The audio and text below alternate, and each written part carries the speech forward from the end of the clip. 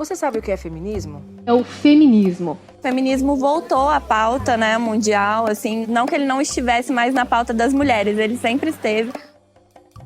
Jogando feminismo no Google aparecem várias definições diferentes. A mais frequente diz o seguinte: feminismo é um movimento social por direitos civis protagonizado por mulheres e, desde a sua origem, reivindica a igualdade política, jurídica e social entre homens e mulheres.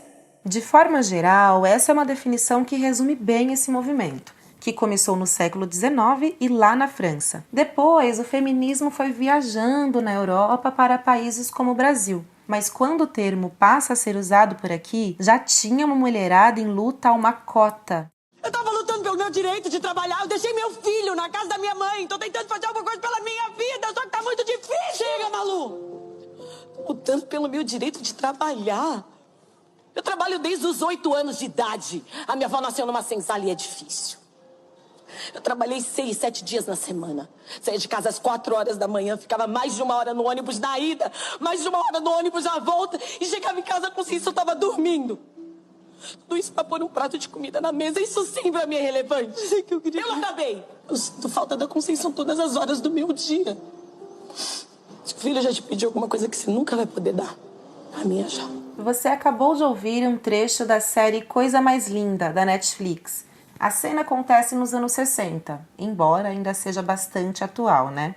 Mas o pulo do gato nesse diálogo é que as mulheres negras brasileiras não lutavam pelo direito de trabalhar, porque já trabalhavam. Aliás, lutavam e lutam por uma condição digna de trabalho. Ou seja, na vida real, o feminismo não fez sentido para todas ao mesmo tempo. Muitas mulheres que estavam em movimento não se diziam feministas. E mesmo com embates políticos, o desejo era avançar. Hoje, se dizer feminista é mais comum. E com as redes sociais, o debate sobre as questões de gênero no Brasil e no mundo aumentou. Ao mesmo tempo, os movimentos e as mulheres que se assumem feministas têm sofrido cada vez mais ataques.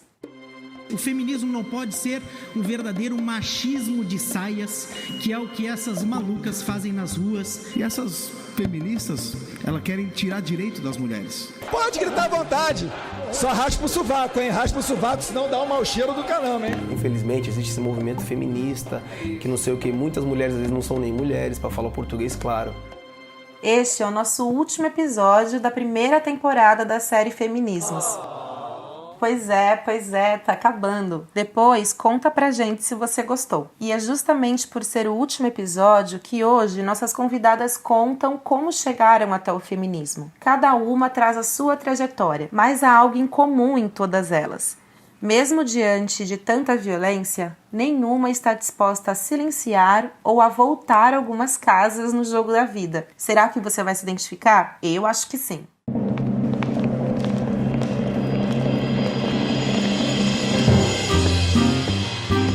Eu sou Semaia Oliveira e este é o Conversa de Portão, um podcast produzido pelo Nós Mulheres da Periferia em parceria com o UOL Plural, um projeto colaborativo do UOL com coletivos e veículos independentes. Semanalmente, nós ouvimos a história, opinião ou análise de mulheres sobre assuntos que são importantes para nós. Este é mais um episódio da série Feminismos, uma temporada especial do Conversa de Portão com a Fundação Rosa Luxemburgo.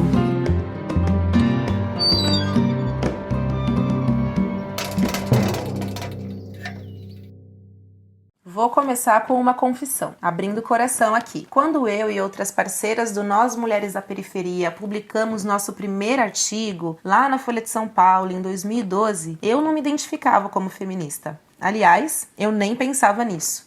Sempre fui chamada de bocuda, atrevida, faladeira, porque eu sempre gostei de dar a minha opinião. Mas o feminismo nem passava pela minha cabeça. A questão racial sempre foi a minha luta, até que me conectei com o trabalho de Lélia Gonzalez. E me encantei com o jeito dela de escrever, de pensar. A obra da Lélia me fez entender melhor como a questão de gênero, classe e raça se relacionam. O que ela dizia tinha mais a ver com o que eu admirava e com o que eu aprendi com as minhas avós, as minhas tias e a minha mãe. Esse foi o meu processo. Mas como essa descoberta aconteceu coletivamente no Nós, eu colei no portão de outras 2 integrantes para a gente trocar essa ideia. Agora você vai ouvir Jéssica Moreira, cofundadora do Nós, jornalista e escritora, direto de Perus, região noroeste de São Paulo.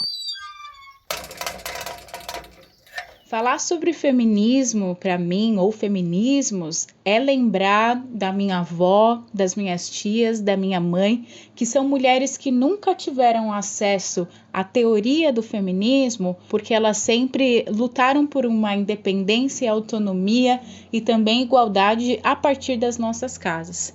Depois também eu diria sobre as mulheres que são líderes de movimentos sociais por moradia, educação, saúde e tantos outros, que embora não utilizassem o termo, como feminismo, elas sempre também lutaram para os direitos das mulheres. Então é a partir, dessas mulheres que eu também me reconheço enquanto mulher negra e periférica. Mas é só mais tarde, com 20 anos, que eu começo a ter acesso ao conceito do feminismo, a partir da teoria, Simone de Beauvoir, ou depois Angela Davis, e é no Nós Mulheres da Periferia que eu realmente me reconheço, além da prática que as mulheres da minha família já traziam, também me reconheço, no conceito do feminismo. Então, falar de feminismos para mim foi uma construção e estar dentro do Nós foi poder olhar isso de uma maneira um pouco mais profunda e mais cuidadosa, Sou feminista, sou uma feminista negra, mas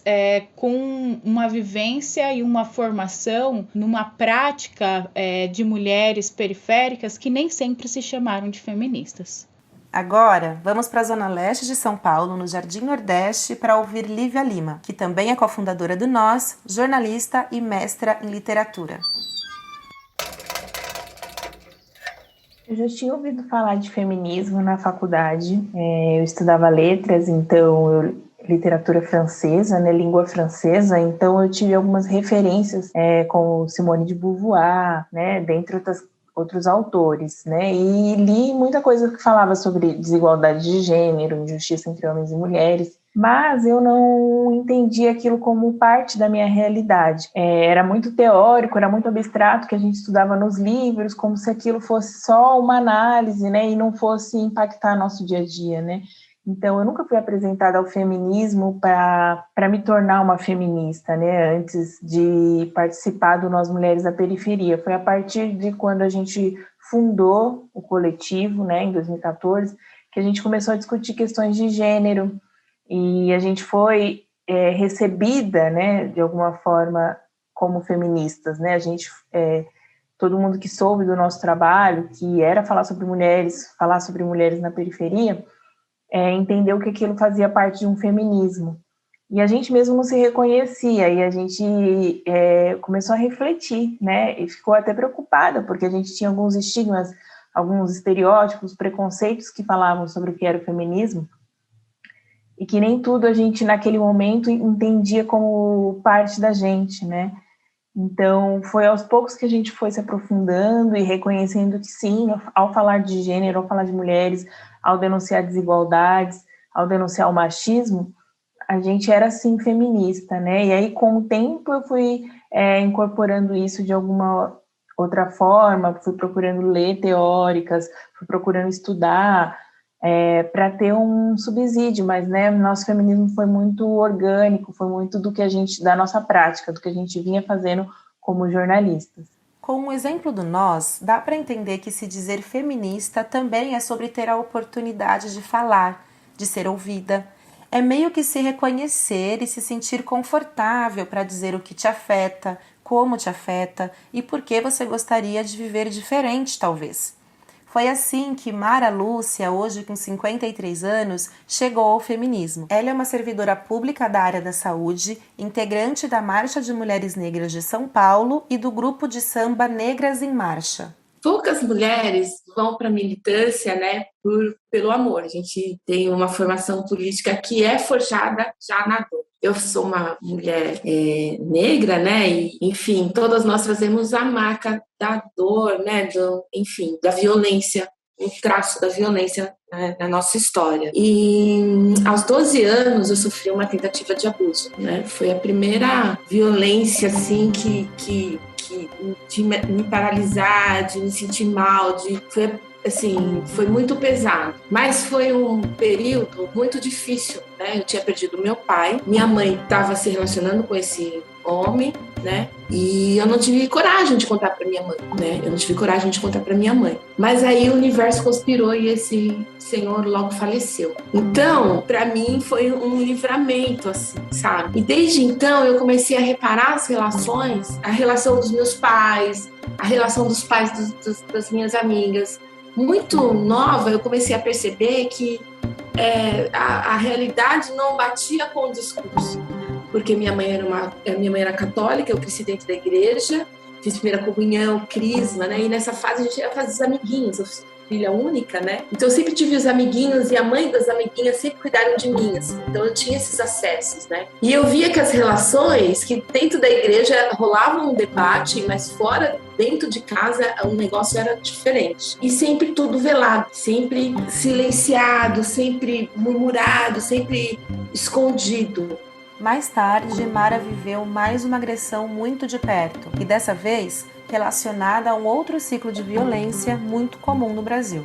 Muitos anos depois, eu me relacionei, tive uma companheira e ela foi assassinada com 3 tiros, porque lésbica tem que morrer, sapatão, na verdade ele usou a palavra sapatão, porque sapatão tem que morrer. E o nosso país, historicamente, né, tem uma coisa da violência que hoje a gente tem que falar, jogar mais luz sobre, mas que sempre teve aí.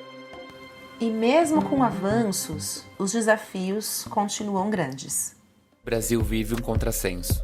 Ao mesmo tempo em que direitos como o casamento homoafetivo, adoção de crianças por casais LGBTs e a criminalização da LGBTfobia foram garantidos pelo Supremo Tribunal Federal, o país possui números assustadores de violência contra essa população. Em 2019, 329 pessoas LGBTs foram assassinadas no país, quase uma morte por dia. Já em 2020, 175 pessoas trans foram mortas, vítimas da LGBTfobia. O número tornou o Brasil o país que mais mata pessoas trans no mundo. Quando a Mara entra para o movimento feminista, tem muita coisa acontecendo, como a aprovação da Lei Maria da Penha, lá em 2006, por exemplo. E um dos objetivos no período era o de criar espaços e redes para cuidar das mulheres, principalmente as vítimas de violência. Tem um momento que eu vou para o movimento feminista e eu vou para a Marcha Mundial de Mulheres e eu posso dizer que foi um resgate, assim, sabe? Que eu sou um resgate mesmo do movimento, sabe? Porque aí você vê o peso do patriarcado nas nossas costas, né? Como que nós sofremos violência e ainda somos acusadas por ter sofrido violência e vários outros tipos de violência, né? Como que o nosso trabalho vale menos? Normalmente os grandes cargos, os melhores cargos ficam para os homens e brancos, né? Então, nós mulheres, eu acho que a gente, de certa forma, aqui no Brasil, a gente não tem como não ser feminista. Não tem como, sabe? A gente já nasce para a luta, né? Nós mulheres negras já nascemos trabalhando, já nascemos o tempo todo tendo que reafirmar e resgatar a nossa humanidade. Então, é uma sociedade que não dá brecha para ser outra coisa, sabe? Pois é, a Mara acabou de dizer, parece que é uma sociedade que não dá brecha para ser outra coisa. Essa fala me lembra muito o que a Lívia disse antes, sobre como o feminismo foi uma coisa orgânica no nós. Ou quando a Jéssica disse que ela vem de mulheres que não se diziam feministas, mas lutavam. Agora, vamos ouvir uma outra convidada. A Luana Bispo. Ela é neta da Maria Aparecida Bispo, fundadora do Lar Maria Sininho, uma ONG que há 33 anos cuida da infância lá no bairro Jardim Mata Virgem, extremo sul de São Paulo. O lar já chegou a acolher centenas de crianças entre a década de 90 e o início dos anos 2000. Tudo começou porque a avó Cida, como é lembrada até hoje pela família, decidiu cuidar de crianças que estavam em condição de vulnerabilidade na sua região. A gente já contou essa história no nosso site, depois dá uma olhadinha. Hoje, a ONG é um polo cultural e atua na tentativa de garantir o direito à infância e à juventude, além de distribuir cestas básicas para as mulheres do bairro durante esse período de pandemia. Com a morte da avó Cida há alguns anos, quem passou a coordenar foi Luciana Bispo, que é filha da Aparecida e mãe da Luana. Aos 33 anos e formada em serviço social, Luana é a atual presidente do lar e também é decoradora de festas. Ela vem de uma família feita por mulheres que sempre estiveram em movimento. Eu estava rodeada de mulheres fortes, de mulheres, eu não digo empoderadas, assim, mas de mulheres que sabiam onde queriam chegar e como queriam chegar. Foi minha mãe, minha avó, fora os outros exemplos, né, que vinham, profissionais, como eram. Eu estava muito presente no Lar Maricinha na minha infância, na minha adolescência, então eu via muitas mulheres de todas as formas, de todos os tipos, e não mulheres com muito poder aquisitivo e mulheres com pouco poder aquisitivo, mas que tinham uma força, assim, sabe? Até com pouca escolaridade, por exemplo, a minha avó. E a minha avó, a gente conversava muito. Eu me lembro, assim, de algumas coisas ela discordar, mas aí é coisa da geração, né? Do embate da geração, da diferença. Mas eu me lembro de como elas, eu nem sei se propositalmente ou sim, de como me direcionava e de como forçava algumas coisas para eu entender, sabe? Como estudar não era uma escolha, você tá entendendo? Quando perguntei para Luana quando ela passou a se identificar como feminista, ela me disse assim: Nossa, difícil. Quando eu me identifiquei, na verdade eu não me lembro quando eu me identifiquei como feminista. Eu me lembro de eu me incomodar muito com algumas questões de só mulher fazer, principalmente coisa de casa, até porque eu não gosto de fazer atividades caseiras. Né? Eu falo que eu não nasci para ser mulher do lar, né? Eu nasci para o mundo e não para ser uma mulher do lar. Então, eu me lembro de ser muito nova, porque eu tive uma educação de que eu tinha escolhas, eu podia escolher aquilo que eu podia fazer, e não as outras pessoas definirem aquilo que eu tinha que fazer, né? Eu me casei muito cedo, então eu me casei com 21 anos, então quando eu me casei, eu já deixei isso claro, que tudo em casa era dividido igual, e não só eu, mulher, fazer, né? Então eu não sei te dizer uma data específica de quando eu me identifiquei uma mulher feminista. Na verdade, eu não me identifiquei como feminista, mas eu já sabia o que eu queria, e eu sabia que eu queria igualdade, e não fazer coisas impostas pelos outros, ou simplesmente pelo meu gênero, sabe? Por ser uma mulher.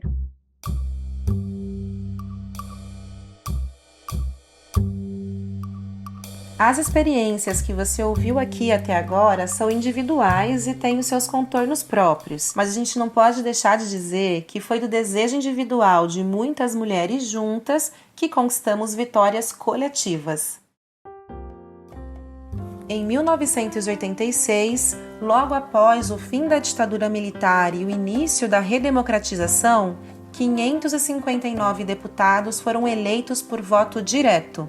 Desse total de representantes da nação brasileira, só 26 eram mulheres. Mas foi justamente esse grupo pequeno que conseguiu garantir que algumas reivindicações do movimento de mulheres e do movimento feminista da época fossem consideradas na Constituição Federal que a gente tem até hoje. Rolou uma articulação nacional que deu origem à Carta das Mulheres Brasileiras aos Constituintes, entregue em março de 1987. A mensagem central do documento era a seguinte: Constituinte para valer tem que ter direito das mulheres. Agora eu vou dar só alguns exemplos do que foi conquistado naquele período. Houve uma mudança radical na igualdade jurídica entre homens e mulheres, que passaram a ser vistos como iguais perante a lei em direitos e obrigações. Aí você pode se perguntar, e no que isso muda? No âmbito da família, por exemplo, existe uma coisa que era conhecida como pátrio poder e hoje como poder familiar. Então, antes da nova Constituição, vigorava o Estatuto da Mulher Casada. Então, a palavra final nas decisões familiares era do homem.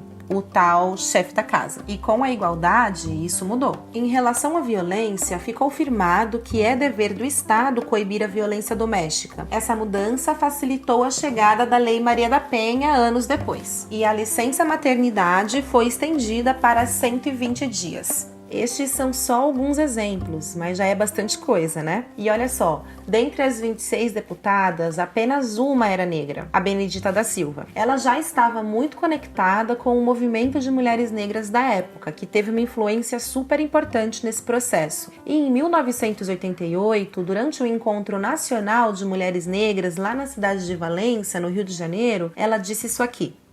Na Assembleia Nacional Constituinte, foi muito difícil defender algumas coisas.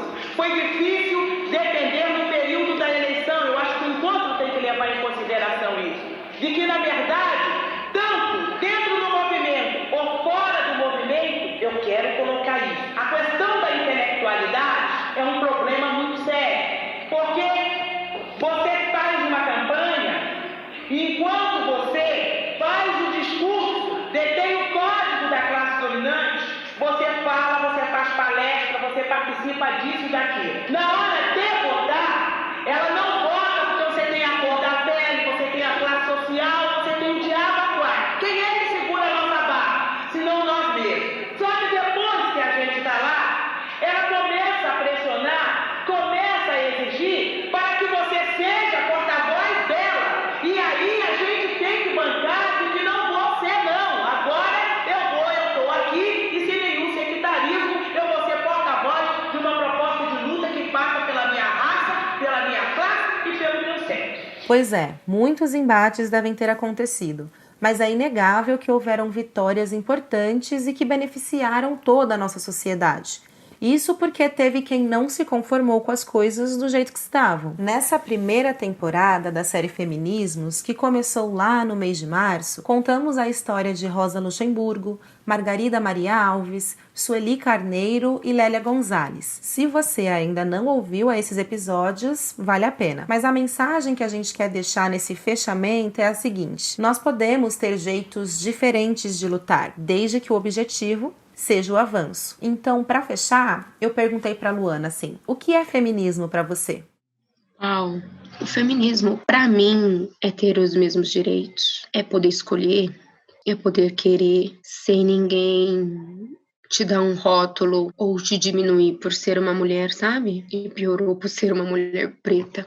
Então, acho que é singelo, é pequeno, mas feminismo para mim hoje, assim, é isso porque é muito difícil estar dentro de uma cultura extremamente machista que toda hora quer te rotular ou quer falar pra você o que você tem que fazer, até mesmo relacionado ao seu filho, sabe, Semaia? Tipo, às vezes as pessoas falam assim: ah, mas você é a mãe, olha o seu filho, mas tipo, ele tem um pai presente que tem que fazer as mesmas coisas. E que faz, sabe? Mas as outras pessoas estão sempre impondo que quem tem que fazer é a mãe, sou eu. E isso me incomoda.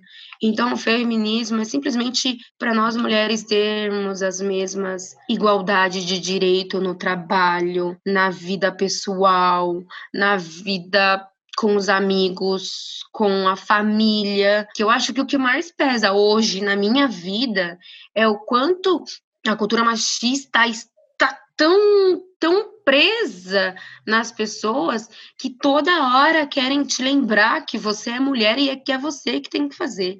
E toda hora você tem que dizer que não, né? Que existe uma outra parte que pode fazer também, igual ou até melhor que você, sabe? Quando perguntei a mesma coisa para Mara, a resposta foi essa aqui.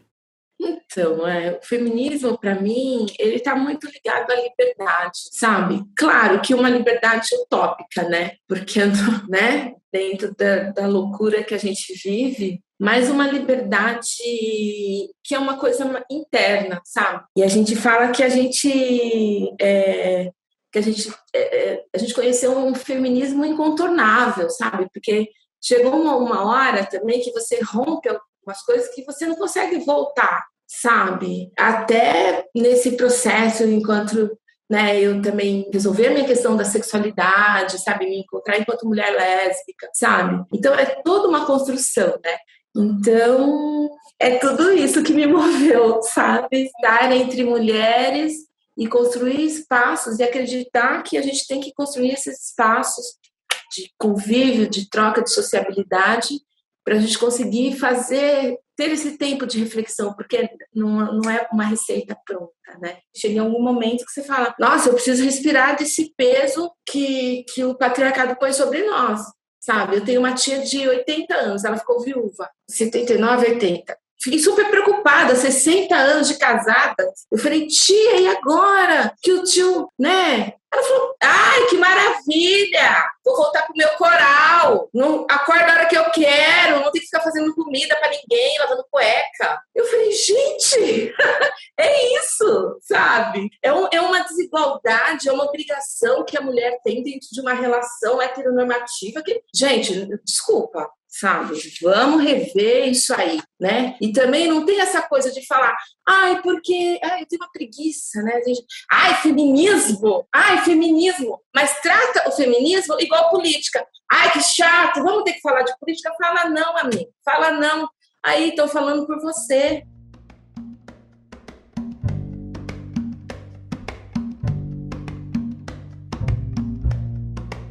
Eu não sei se você que está ouvindo agora se considera uma feminista ou não, mas espero que tenha gostado da série. Por aqui, a gente já tá com bastante saudades. E antes de ir embora, só não se esqueça, o Nós Mulheres da Periferia continua com uma campanha recorrente no Catarse. E você pode doar a partir de R$10. Se acredita nas histórias que a gente conta, apoie o Nós. É só digitar catarse.me/Nós Mulheres da Periferia no seu navegador. Eu sou Semaia Oliveira e este foi o Conversa de Portão, um podcast produzido pelo Nós Mulheres da Periferia em parceria com o UOL Plural, um projeto colaborativo do UOL com coletivos e veículos independentes. Semanalmente, nós ouvimos a história, opinião ou análise de mulheres sobre assuntos que são importantes para nós. Este foi mais um episódio da série Feminismos, uma temporada especial do Conversa de Portão com a Fundação Rosa Luxemburgo. Você pode ouvir a gente no Spotify, Deezer, Google Podcast e por WhatsApp. É só se cadastrar na nossa lista de transmissão. Este episódio foi produzido por Carol Moreno. Roteiro e reportagem foram responsa minha, Semaia Oliveira. Identidade sonora e edição, Trilhará. Neste episódio, utilizamos áudios da Casa do Saber, Rádio Jovem Pan, O Globo, Carta Capital e Cultine, acervo digital de cultura negra. Hoje eu fico por aqui e até a nossa próxima Conversa de Portão.